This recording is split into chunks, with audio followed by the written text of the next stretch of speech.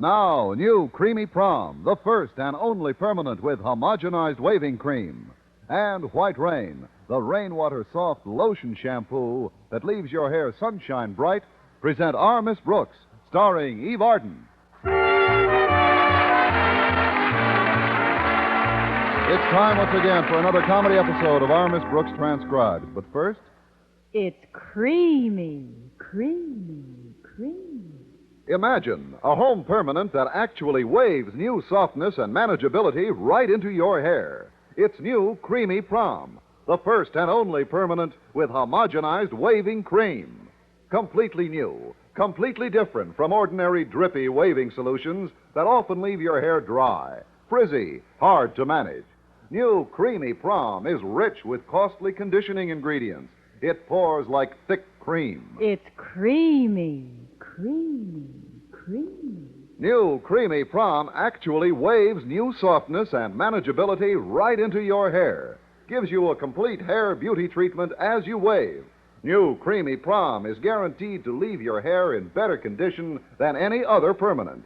And it's so easy. It's easy, easy, easy. Smooth it on, roll it up. You've got yourself a prom. No dripping, no rinsing, no timing, no messy neutralizer. No other permanent is so easy. It's easy, easy, easy. So if you want new softness and manageability waved right into your hair, get new Creamy Prom with homogenized waving cream. And even if you're in between permanents, don't wait.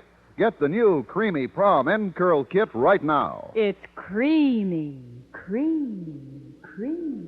Look for the brand new package, new Creamy Prom.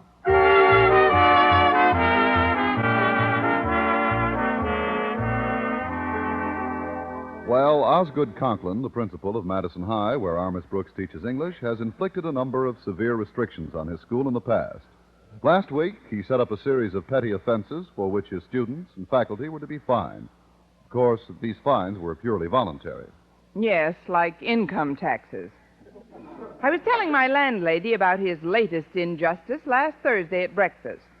Of course, Mrs. Davis, the fines all go into a fund which will be used to buy a brand new statue for the library. What kind of a statue?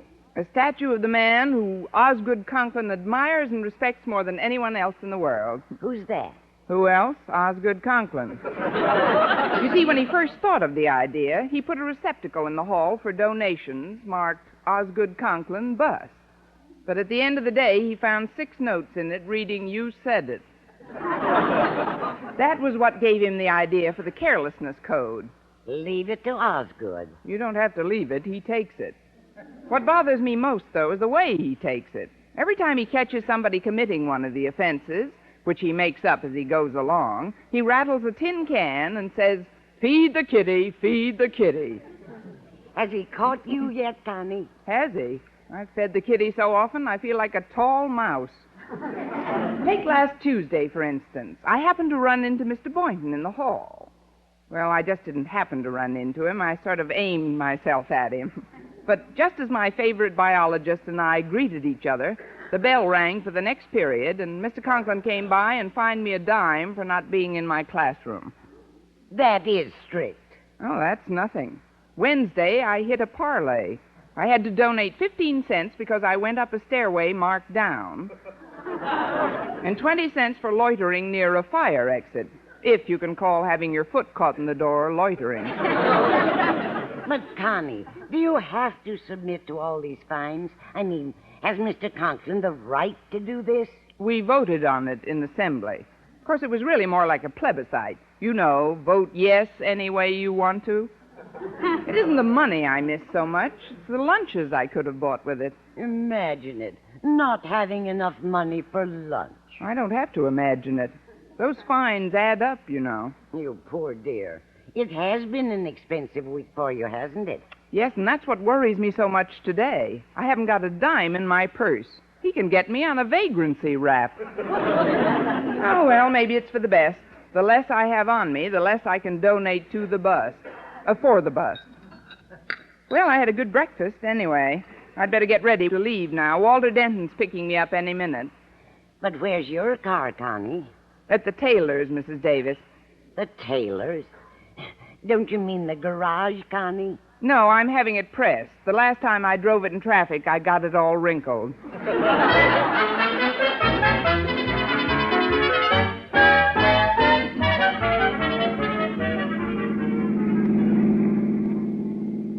I'm glad you called for me promptly today, Walter. The Conklin Code provides a stiff fine for tardiness. Believe me, Miss Brooks, my punctuality was not inspired by purely altruistic motives. I don't like the way things are going at Madison High. This Conklin Code is nothing but medieval tyranny. The entire code's founded on injustice.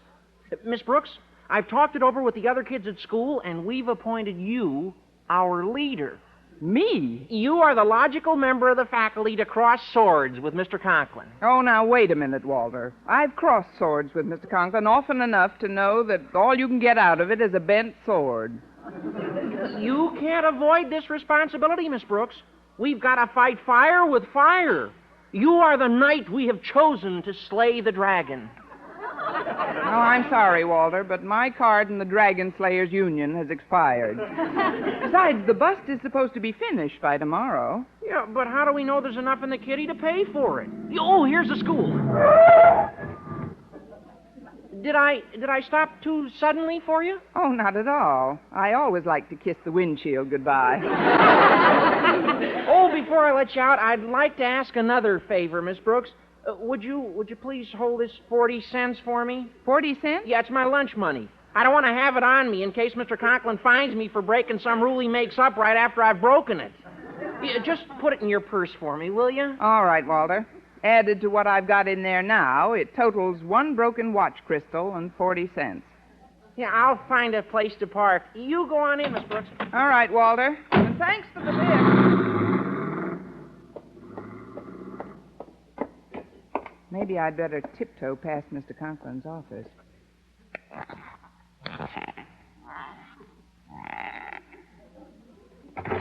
Squeaky shoes, 20 cents.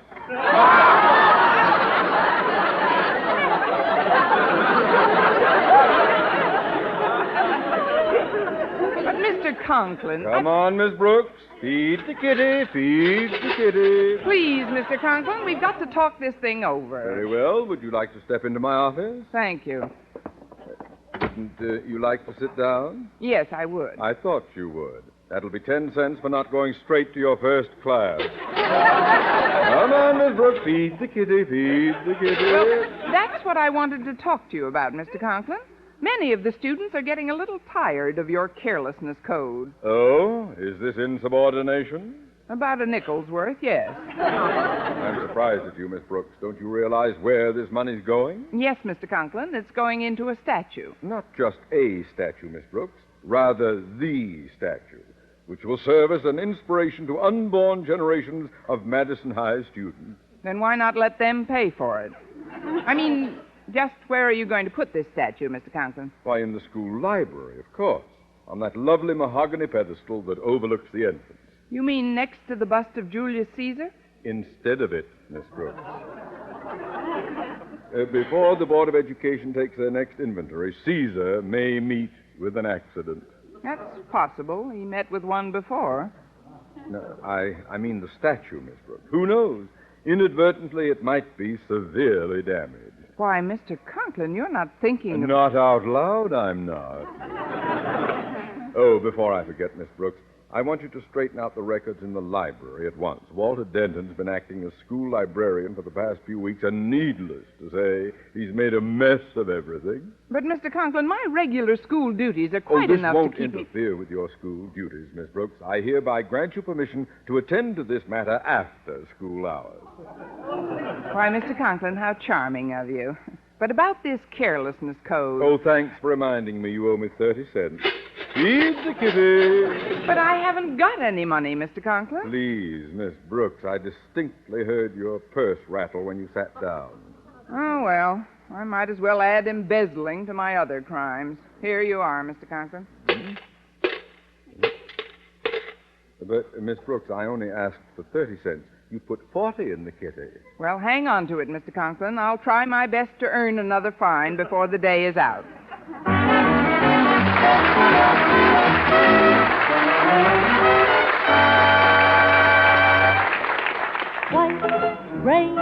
white rain. The familiar White Rain song in new March rhythm. Get in step and march right out and get White Rain shampoo for hair bright as sunshine. White Rain is a gentle, rich lotion shampoo. So gentle it's like washing your hair in softest rainwater. With White Rain, you get wonderful rainwater soft suds, rich and refreshing. With White Rain, you get wonderful rainwater clean rinsing. And that's why White Rain always leaves your hair sparkling with natural highlights, bright as sunshine. So for lovely hair, soft as a cloud, easy to manage, and sunshine bright, march out and get White Rain shampoo. Look for it in the blue carton with a white umbrella on it. Remember, White rain, use new White Rain shampoo tonight, and tomorrow your hair will be sunshine bright.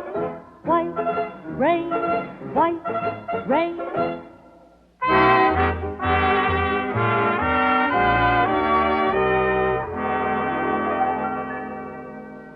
It has always been my experience that nothing stimulates the appetite quite as much as an empty pocketbook. It was with this poignant thought in mind that I entered the cafeteria at lunchtime and joined Mr. Boynton at his well-laden table. Oh, Miss Brooks, you haven't brought anything with you. Can I get you anything? No, thank you, Mr. Boynton. Well, I hate to just sit here and eat all this roast beef and French fried potatoes and baked beans. Isn't there something I can do for you? No, thanks. Just let me sit here and inhale. You see, I'm on sort of a diet, Mr. Boynton. I don't know why you have to diet. I'll bet most women wish they had your figure. I wish they did, too. They could feed it better. How is the beef with that barbecue sauce on it? Delicious. Uh-huh. Would you like a taste, Miss Brooks? Oh, well. Oh, I'm sorry. If you're on a diet, I'd better not tempt you. Oh, tempt me, tempt me. No. No, I know how difficult it is sometimes to stay on a Well, diet. put some of that meat on this fork, or I'll spear it from here. There. That is good.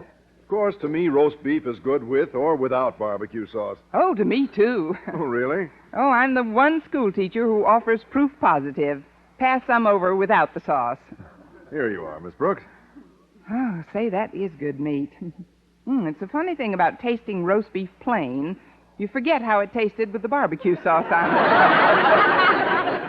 Why, Miss Brooks, you don't really want another... All right. Here you are. Oh, Gosh, Miss Brooks, one would think you hadn't had any lunch all week. One would be on the right track. There you go. Kidding me again. Oh, what a sense of humor. Oh, yeah. Hunger is a scream. Maybe I'd better drop one more subtle hint. Mr. Boynton. Yes? I'm starving, Mr. Boynton. Starving? Yes. Then why don't you eat something? Why don't I... Well, I'm against all these diets women inflict upon themselves. Mr. Boynton, I haven't eaten any lunch today because I don't have the money to buy any. You don't? No. Well, where is all your money? I'm land poor. Land poor? If the Conklin carelessness code continues, I'll land in the poorhouse. Look, Mr. Boynton, I never borrow money if I can help it. Oh, I know you don't, Miss Brooks. I think that's one of your most admirable traits. Why, many's the time I've been tempted to offer you some financial assistance. But I've always said to myself, don't you dare, Boynton. Miss Brooks is proud and resourceful. She'll come through, somehow. That's what you said to yourself, huh? Yes, indeed. You've got to be more careful who you talk to. Listen, Mr. Boynton, it's getting pretty close to the end of lunch period. I'd just like a small bite, so that's all I'll put on you. I mean, could you lend me 25 cents? 25 cents? Why, of course, Miss Brooks. Here you are. Oh, thanks. I'll pay you back just as soon as Oh, don't worry about paying me back. Any time tonight will do. Tonight? Have we got a date for tonight? Oh, didn't I tell you? I've got tickets for the band concert on the mall. I thought we'd spend the afternoon in the park, then have some dinner and dance and take in the concert. How does that sound to you? Oh, listen, 2 bits, too? It sounds wonderful, Mr. Boynton. I'll just get a sandwich or something and come right back to the table. All right, Miss Brooks. I'd better hurry. It's almost... The end of lunch period. So it is, Miss Brooks. Mr. Conklin. And if memory serves, you were supposed to be straightening out the library records after lunch. Is that correct? Oh, yes, Mr. Conklin, it is, but I've got an important engagement I'd like to keep this afternoon. It isn't always what we'd like to do that matters, Miss Brooks. You volunteered to work in the library, and that's where you'll have to spend the afternoon. But, Mr. Conklin... Unfortunately, while you were standing here chattering, you've incurred another fine for tardiness. Tardiness? That'll be 25 cents, Miss Brooks. Feed the kitty, feed the kitty.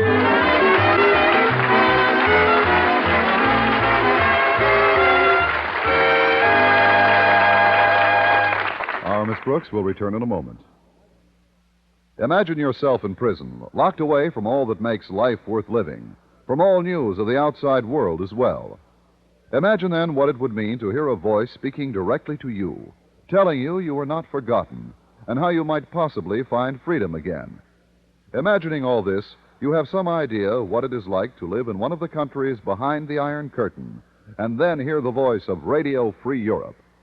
Radio Free Europe broadcasts up to 20 hours of truth a day to the people of Bulgaria, Czechoslovakia, Romania, Hungary, and Poland. And though the communists try desperately to jam the broadcasts, they go through. They go through, bringing the voices of compatriots who have escaped through the Iron Curtain and know exactly the problems that are faced at home, as well as how they can be fought, even with good fortune, overcome. If you would like to join those thousands of private citizens in the United States who make Radio Free Europe possible, send your truth dollars to the Crusade for Freedom, care of your local postmaster.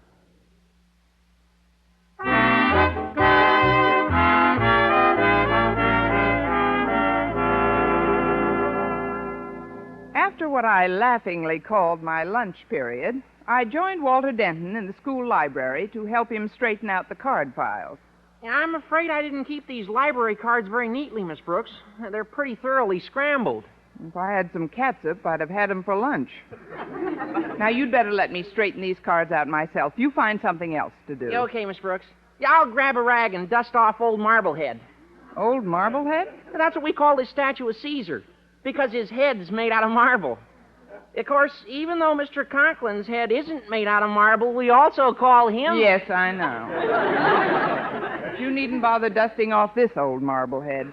Somebody else in school is planning to dust it off permanently.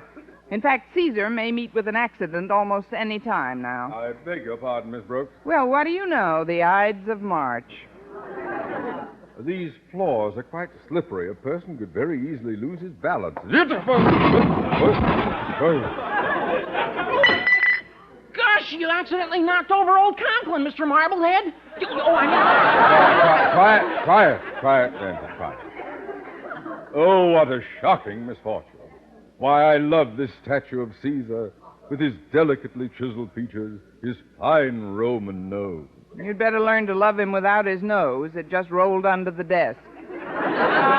Here, Walter, help me lift Caesar back on the pedestal. No. Please. It was my clumsiness that knocked it off. I'll lift it back on myself. Steady does it. Good firm grip now.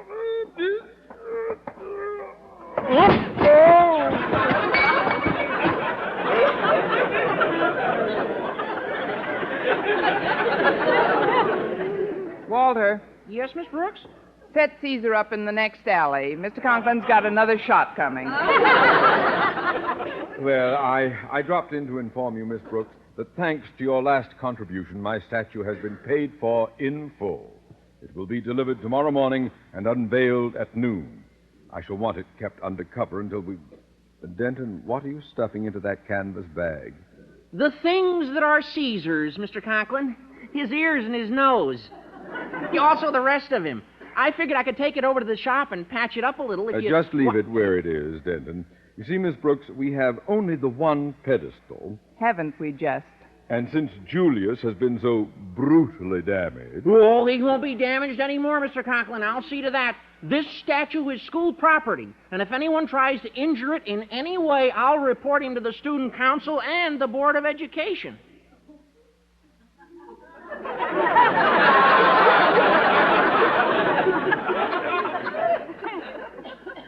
Zealous little beagle, isn't it? Denton, you are dismissed.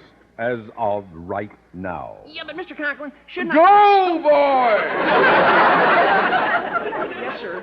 Goodbye, Miss Brooks. Goodbye, boy. And now then, Miss Brooks, if you'll excuse me, I'll return in just a little while and personally take care of fixing that statue. Yes, I know you will, Mr. Conklin, but good.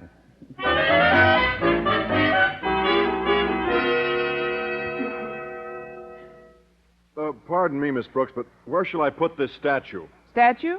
Oh, just put it on the desk here for now. Well, if it isn't old Marblehead II. That's a pretty good likeness of Mr. Conklin, isn't it? If you like Mr. Conklin's likeness, yes. But this wasn't supposed to be delivered until tomorrow. I know, but the custodian just told me they wanted to surprise Mr. Conklin. Is there any place we could hide it temporarily? Hide it? Why, yes. Yes, there is a place we could hide it, Mr. Boynton. Right in this canvas bag. First, you'll have to take out this busted bust. All right. There we go. There. Hi, it's Julius Caesar. Say, his nose is off, and his ear. Please, Mr. Boynton, there's no time to cut up touches with Julius. Now, slip Mr. Conklin's statue into the bag. All right. There he goes. Now, what'll we do with Caesar? We'll take him over to the shop and fix him up the best we can. He's just got to occupy that pedestal, Mr. Boynton. Pedestal? But I don't understand, Miss Brooks. Well, I'll explain it to you on the way over. You see, Mr. Conklin assigned me to work in this library, and if I'm going to look at a statue all day, I'd like to make very certain that it's the kind of statue. Miss Brooks? Miss Brooks? She must have stepped out for a moment. So much the better. Ah, yes, here's the canvas bag with old Marblehead still in it. Now we'll just take this little hammer and commence. Friends, Romans, countrymen, I come to bury Caesar, not to praise him. Why, Mr. Conklin, what are you doing? Well, it should be obvious even to you, Miss Brooks. Yes. Well, Mr. Conklin, there's something I feel I should tell you. Very well, Miss Brooks, but while you're telling me, I'll continue with the business at hand. It's like this, Mr. Conklin. I would normally be very loath to interrupt what is obviously such a joyful hobby to you, but I feel that what I have to tell you merits your immediate attention. Well, what is it, Miss Brooks? Well, if it was something trivial, like being disgruntled over having to work in the library instead of going on a date with Mr. Boynton, who is now in the park by himself, I might hesitate to bother you. What are you driving at, Miss Brooks? Well, the main point is that I'd like to get across to you, Mr. Conklin. I have absolutely no hard feelings toward you, and I trust you have none toward me. None whatsoever? Good. Now, open the bag. Open the bag? Yes, Mr. Conklin. I'm afraid you'll find you've pulverized the wrong statue. You see, your statue arrived earlier, and we wanted to surprise you, so we put it in that bag. What? I'm in here? That's right. Caesar's over at the shop getting his nose put back on. But, Miss Brooks, you just stood there. All the time I was hammering you. How could you... Why didn't you... You should have... Please, Mr. Conklin, remember your... But what'll I do? What'll I do when the Board of Education comes to take inventory? What will I put on that pedestal? Oh, calm down, Mr. Conklin. I just found out it'll only cost $15 to repair the bust of Caesar. $15? Yes, and I've thought of a delightful way to collect the money. Really? How, Miss Brooks? Feed the kitty, Mr. Conklin. Feed the kitty.